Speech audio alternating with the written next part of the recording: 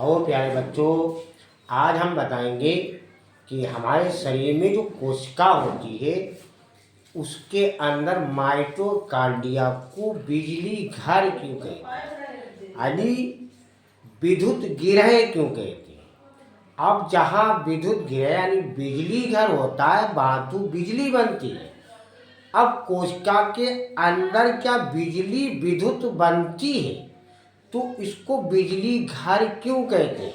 अब बिजली से यानी विद्युत से हम बल्ब जलाते हैं, मोटर चलाते हैं, हीटर जलाते हैं, तो क्या ऐसी ही विद्युत बनती है माइटोकॉन्ड्रिया के अंदर जिससे हम बल्ब जला सकते हैं, हीटर जला सकते हैं, पंखा चला सकते हैं। क्या ऐसी विद्युत बनती है? तो हम इसके बारे में आज हम बताएंगे कि कोशिका में जो माइटोकॉन्ड्रिया होती है उसको हम विद्युत गिरह यानी बिजली घर क्यों कहते हैं, इसके बारे में हम आपको बताएंगे।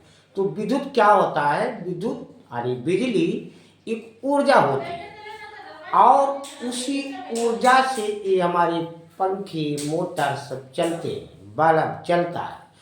तो हमारे शरीर में भी ऊर्जा होती है।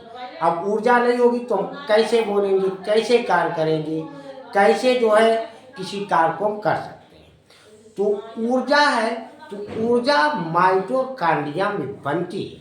यानी जो भोजन हम करते हैं तो जो भोज्य पदार्थ होते हैं उनका ऑक्सीकरण होता है और ऑक्सीकरण होने के बाद एक ऊर्जा बनती है जिसका नाम है एटीपी यानी एडेनोसिन ट्राइफॉस्फेट। और ये ऊर्जा संचित हो जाती है हमारे शरीर में, इकट्ठा हो जाती है हमारे शरीर में, जिससे हम जैविक क्रियाओं को करते हैं। तो इसीलिए वहाँ ऊर्जा तैयार होती है। इस कारण ही हम माइटोकॉन्ड्रिया को एक विद्युत गिरह यानी बिजली घर कहते हैं।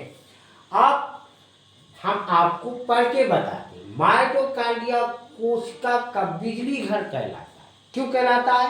हमने बताया कि विद्युत में ऊर्जा होती है तो शरीर में भी ऊर्जा बनती है। तो माइटोकॉन्ड्रिया में भोज्य पदार्थ को, अब माइटोकॉन्ड्रिया में किसका ऑक्सीकरण होता है? जिससे हम बाइक वगैरह चलाते हैं तो पेट्रोल डालते हैं, उसकी ऊर्जा है। तो अब हम पेट्रोल पी करके ऊर्जा थोड़ी बनाएंगे। तो हमारे अंदर, हमारे शरीर के अंदर जो भोज्य पदार्थ ग्लूकोज होता है उसका ऑक्सीकरण होता है और उसकी फलस्वरूप यानी उसके बाद जो ऊर्जा बनती है उसका नाम है एटीपी यानी एडेनोसिन ट्राइफॉस्फेट के रूप में संचित हो जाती है, जो जैविक क्रियाओं के काम में आती है। इसी कारण माइटोकॉन्ड्रिया को कोशिका का विद्युत या बिजली घर भी कहते हैं। अब माइटोकॉन्ड्रिया के अंदर अब जैसे हमारा ग्लूकोज होता है, अब ग्लूकोज वो आंत में भी पचता है और फिर वो कोशिकाओं तक पहुँचते हुए माइटोकॉन्ड्रिया में पहुँच जाता है। वहाँ उस ग्लूकोज का भी ऑक्सीकरण होता है। बच्चों, आपको समझ में आ गया? लाइक और सब्सक्राइब